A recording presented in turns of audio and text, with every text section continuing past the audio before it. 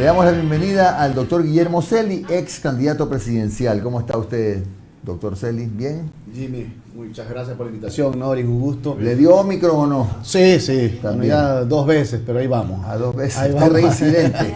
Adelante, pero bueno, cuando ya estás vacunado la situación es diferente. Claro ya te da como una gripe, un trancazo, por eso lo importante es estar vacunado, es lo más importante en estos momentos. Permíteme mandarle un fuerte abrazo a Omar, sé que está pasando un momento duro, difícil con su bebita que está recién nacida. Espero que salga todo bien, querido Omar. Mis buenos deseos para ti, para la niña, para toda tu familia.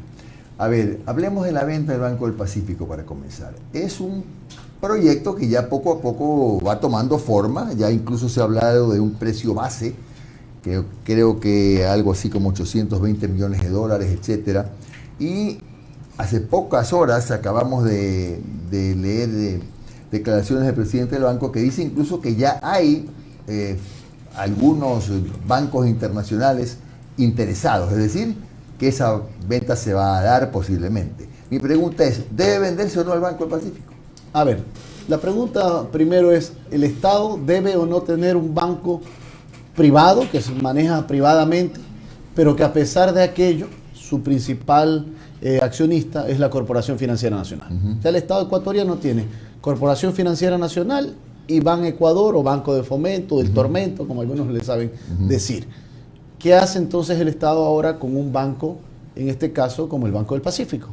Yo considero que debe darse una venta siempre y cuando reúna los requisitos y reúna sobre todo el monto que debe pagarse al Estado ecuatoriano en beneficio de la gente, de los ciudadanos, de los ecuatorianos. En libros está en 880 millones de dólares, si mal no recuerdo. Todo hacia arriba, obviamente, ahí está el kit del asunto. ¿En cuánto se venderá? ¿Se venderá en 1.000 millones? Es ahí donde el Estado, en este caso el gobierno, tiene que tener el talante necesario para sacar el mayor valor en relación a lo que vale el banco. Y mira que hay un tema, Jimmy, que es interesante, no sé si se lo ha tocado, es que el Banco del Pacífico, siendo una institución privada con un accionista público, en este caso CFN, tiene coactiva. Es el único banco que se maneja como privado y tiene coactiva, y no como el resto de los bancos. Y tú sabes que la coactiva es un tema terrible, te ponen prohibiciones de salida del país, es un tema realmente horroroso versus lo que debe ser un banco, en este caso privado, que sigue las acciones ejecutivas ordinarias como los demás. Pero ¿cuál es el otro tema importante en una venta del Banco del Pacífico? Entrar a competir por parte de la banca internacional. ¿Para qué? Para bajar la tasa de interés, pues. Siempre hemos hablado. Un joven quiere emprender, 16% hasta el 22% de tasa de interés. Es inviable pues, sacar adelante debe ser una de las tasas más altas de América, yo qué sé, yo no he visto ninguna Porque parte. en el Ecuador hay que tomar acciones concretas. Y yo quiero ser muy claro. Acá vivimos de tumbo en tumbo y de distractores de lo importante.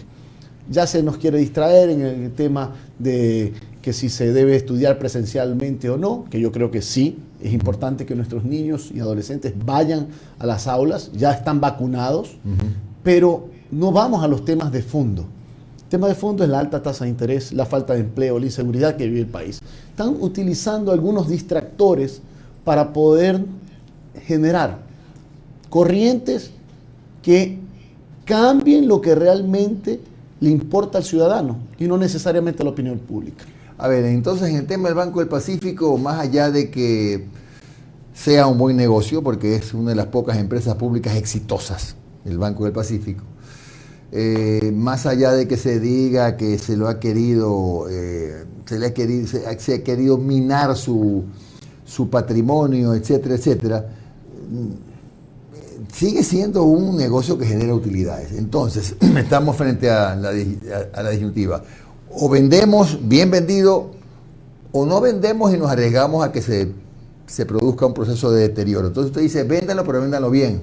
Y con transparencia. Eso es fundamental. Venderlo bien y con un proceso transparente, donde exista claridad quiénes son, en este caso, los oferentes, que debe ser banca internacional. La banca internacional puede adquirir dinero a más bajo costo. Y aquí hay que decir las cosas. ¿Cuánto cuesta en banca internacional por ejemplo, una tasa de interés para una vivienda o para un emprendimiento. No supera el 8 o 9%. Claro. Acá en el Ecuador es todo lo contrario. Bueno, ¿y qué pasa si creo que la Junta de Regulación de Política Bancaria, Monetaria algo así y se Financiera llama, es la que fija las tasas de interés, ¿no? Si viene un banco de afuera y resulta, vamos a suponer que hay aquí los bancos en promedio de los créditos para emprendimiento están en el 22% de interés. Viene un banco extranjero que compró el Banco del Pacífico y quiere poner el 15%. ¿Y si no se lo permite la Junta? Pero es que la Junta de Política Monetaria, de Regulación de Política Monetaria y Financiera, lo que hace es establecer cuáles son los pisos y techos. Pero desde ahí no puede tomar ningún tipo de acción en base a lo que un privado va a hacer, siempre y cuando demuestre que tiene la solvencia correspondiente, los encajes necesarios para poder bajar la tasa de interés. Y eso no hay ningún inconveniente. Pero sí hay inconvenientes en torno a que la tasa de interés tiene que generar una expectativa real para sacar adelante los empleos y los emprendimientos. Y para eso hay que modernizar el Estado en el sentido de que se deben acoger las normas de Basilea 3 y 4 y 5, perdón, que son las que modernizan todos los estándares de calidad.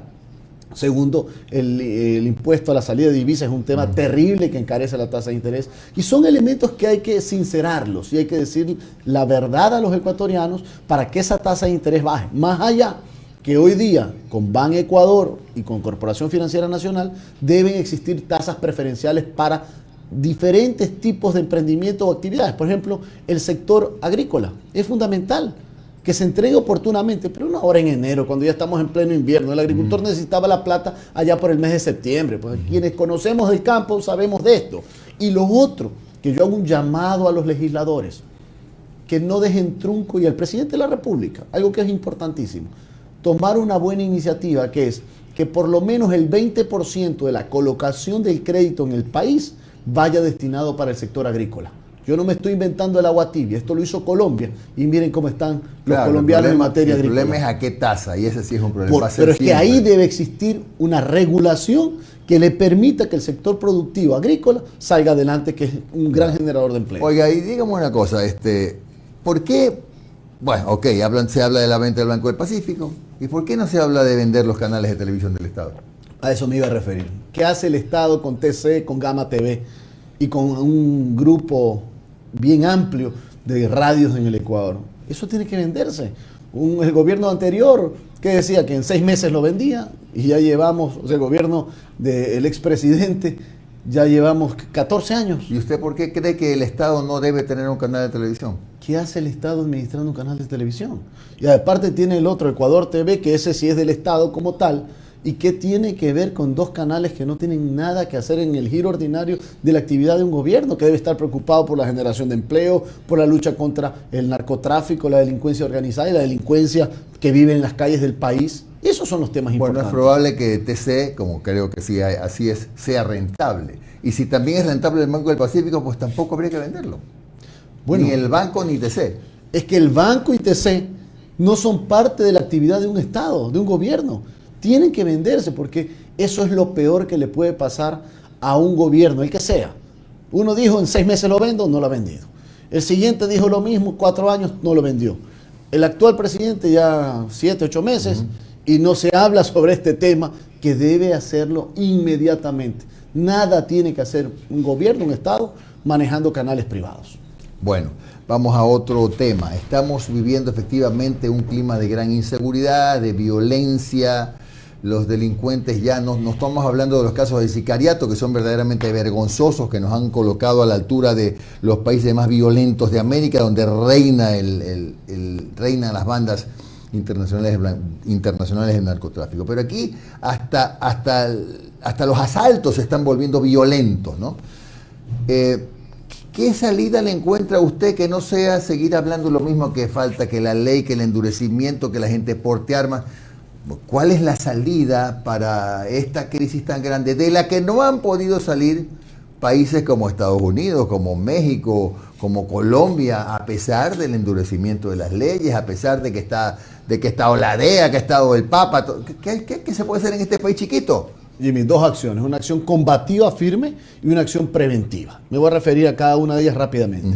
La primera, una acción combativa que permita incrementar, por ejemplo, policías. Se necesitan 4 policías por cada 1000 habitantes. El Ecuador no llega ni a 2.5 siquiera. Hoy día tenemos 50.000 policías y se necesitan no menos de 72.000. Para poner un ejemplo, aquí en Guayaquil, la escuela de policías apenas tiene 60 gendarmes en preparación, pues cuando aquí Guayaquil necesita no menos de 3.000 o 4.000 policías para cubrir el tamaño de una ciudad que supera los 3 millones de habitantes.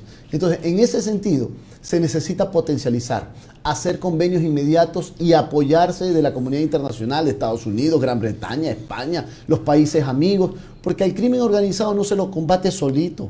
Tiene que haber un esquema internacional, transnacional, de justicia en contra del crimen organizado. Eso por un lado. Por otro lado, hace poco menos de una semana tuve un space en Twitter con Santiago Olmedo.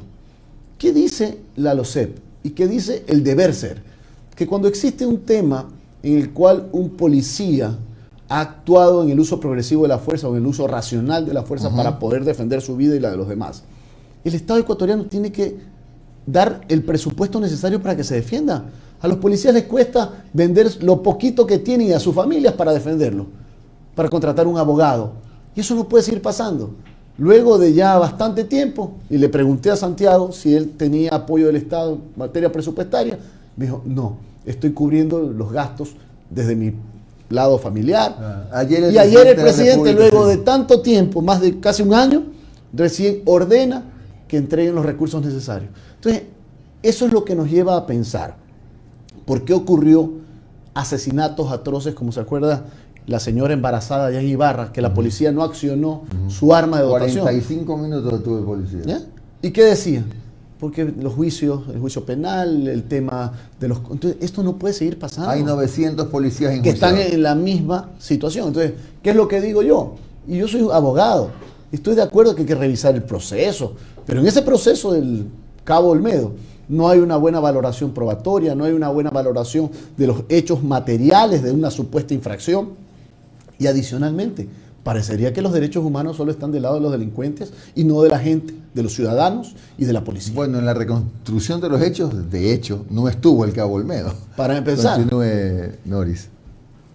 Guillermo, buenos días. En función a lo que está comentando en este momento, lo que entenderíamos es que los policías no es que no deben someterse al proceso regular que debe haber en caso de uso progresivo de la fuerza, sino es que tengan el aval del Estado o de la institución para que este proceso sea acompañado de abogados que lo puedan llevar de manera efectiva y tengan todo el apoyo para defender a los policías y que no incurren un gasto para el servidor público. Porque yo como policía, si tengo un acto como de uso progresivo de la fuerza, ayer vimos, hubo un policía que le dio de baja a un delincuente y este policía es probable que sea sometido a un proceso penal. Y este proceso penal tiene que ir acompañado de un abogado. Normalmente, por lo que estoy escuchando, el abogado lo paga, o lo pagaba hasta ayer que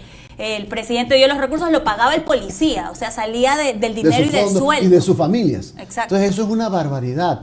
Obviamente, en estos casos hay un proceso penal que se instaura.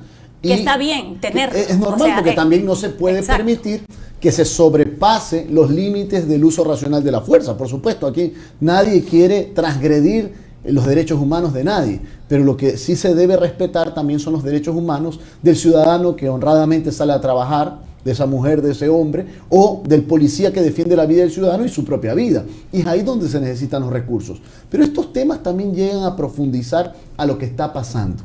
El tema de seguridad también es un tema de falta de empleo, no solamente de las bandas transnacionales, el crimen organizado o el microtráfico, sino es también la falta de empleo, que es evidente. ¿Y qué va a pasar en este mes? O en el mes de febrero, cuando se cobre el primer mes de sueldo. Ya se aplica pues la ley del paquetazo impositivo que entró por las tranqueras sin debate en la Asamblea Nacional. Esto significa, y le voy a poner un ejemplo, aquel que gana $2.400 pagaba $44 mensuales de impuesto a la renta, que era la deducción mensual que se le hace. Este mes de febrero, cuando vea su planilla de pago del mes de enero, $178. Es decir, hay un detrimento, se le disminuye el sueldo, porque va a tener que pagar más. consumir menos.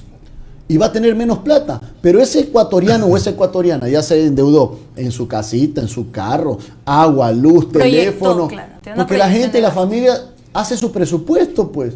Y a ese ecuatoriano o ecuatoriana que le han clavado más impuestos, ¿qué va a hacer? Entonces, eso es lo que hay que decir. Yo hago un llamado a la Asamblea Nacional a aplicar inmediatamente el artículo 140 de la Constitución y derogar en 2 debates, con 2 artículos, esa ley que entró por las tranqueras. Sí se lo puede hacer. No me vengan con el cuento que no se lo puede hacer. ¿Y más o menos qué dicen esos artículos? Para el 140 lo que dice es que cuando hay un proyecto de ley urgente en materia económica que entra sin debate, la Asamblea Nacional tiene la misma facultad de derogarlo con el mismo procedimiento. ¿Cuál es el procedimiento? 2 debates. ¿Qué debe decir ese proyecto derogatorio? Artículo 1, deróguese. Artículo 2, publíquese en el registro oficial. ¿Cuántos votos? 90. Y ahí los quiero ver. 90. Y ahí los quiero ver. Ahí se va a ver quién realmente quiere defender el bolsillo de los ecuatorianos o quienes se prestaron para que ese proyecto que le va a dar un zarpazo al bolsillo de la gente entre por las tranqueras de la ley, que sería una barbaridad. Así que aquí las cosas hay que ser extremadamente claras y hay que decir las cosas tal cual son. Usted ha coincidido con los asambleístas de UNE, ¿sabe? Mire, yo coincido con el raciocinio y con la defensa de los ecuatorianos, con ellos y con otras bancadas. Y recuerde, Jimmy, cuando fui legislador, aprobamos cerca de 7 u 8 proyectos de ley. Y en la mayoría de ellos, con votaciones de 105, 104 votos. Es decir, de todo, incluyendo a los ex asambleístas o UNES. Así que en este tema, el Ecuador ya está cansado, Jimmy, de tanta diatriba, confrontación, pelea. Y no nos damos cuenta que están matando en las calles. Y no nos damos cuenta que los niños y jóvenes no pueden ir a las escuelas y colegios. Y no nos damos cuenta que no hay empleo. Esos son los temas importantes. Yo hago un llamado a dejar de lado que si eres correísta o anticorreísta. Eso ya es cuento chino y cuento viejo. Hay que dar el paso de las páginas de la historia que se han juzgado por la justicia ordinaria y por la justicia de la historia y divina. Pero aquí lo importante es empezar a construir un país de verdad, con bases sólidas, con principios y valores que son fundamentales para los ecuatorianos. Ese es mi llamado, independientemente de la línea ideológica o política.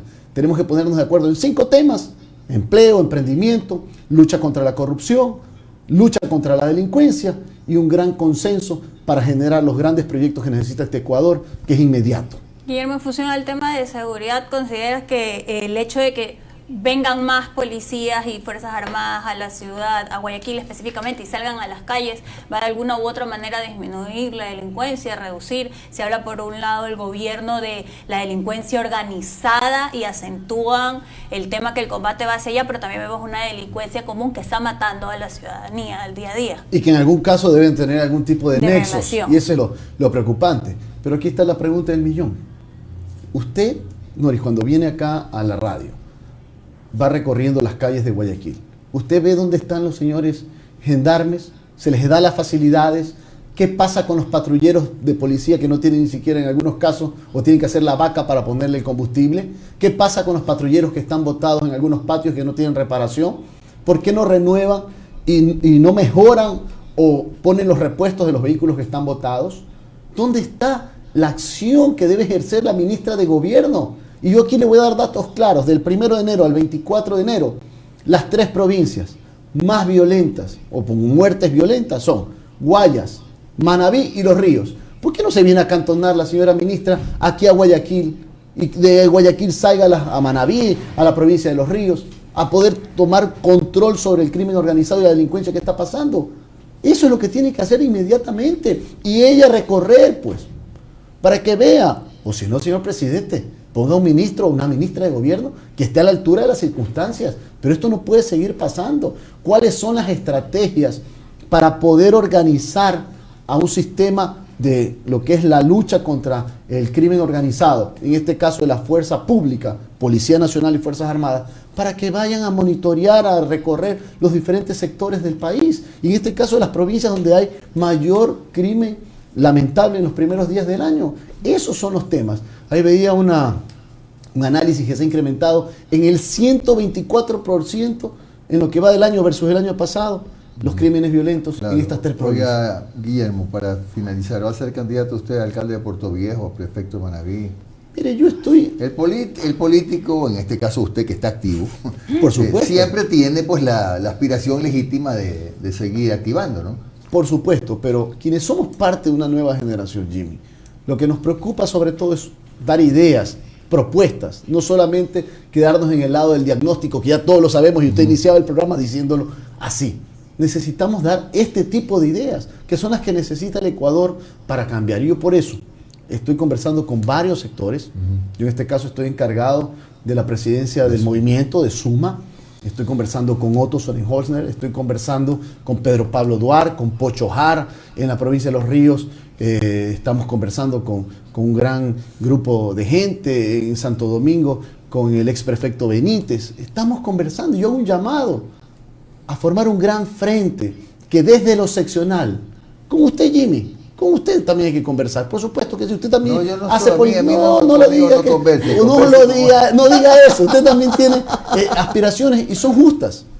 Y hay que conversar para hacer un gran frente que desde lo seccional, de las alcaldías, de las prefecturas, se empiece a hacer un país diferente, con acciones concretas, con unidades concretas en favor de los intereses de la ciudadanía y no de nadie en particular. En Los Ríos estaba hablando con Marco Troya. ¿Por qué no hay que hablar pues con toda la gente? Y hago un llamado a Pedro Freire, hago un llamado a Javier Herbas para hacer un gran frente y formar un país y dar ideas para que este Ecuador cambie.